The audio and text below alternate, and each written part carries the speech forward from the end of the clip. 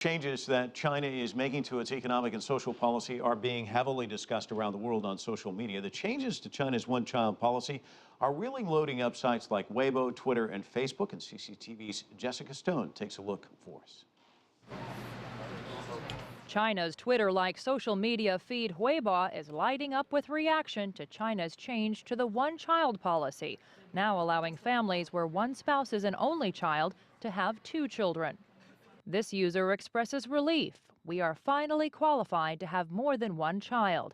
But many users say it's too expensive to raise a second child. This user says, quote, "Now I'm thinking whether I can afford to raise more children." Another saying, "We can, but we can't afford." And this user says it might cause them to look for a spouse that's an only child just to be able to have the second child.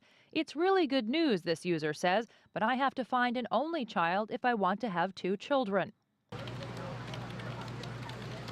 On Facebook, a more playful discussion between two users. Lowell Avery of New York State says, "I have a friend who used to say, 1 kid, 6 kids, either way, they take all your money."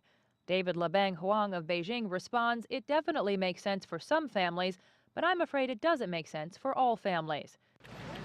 Twitter brought more questions about the impact the policy could have on the gender divide in China, where some women aborted female fetuses but gave birth to boys, resulting in more Chinese men than women.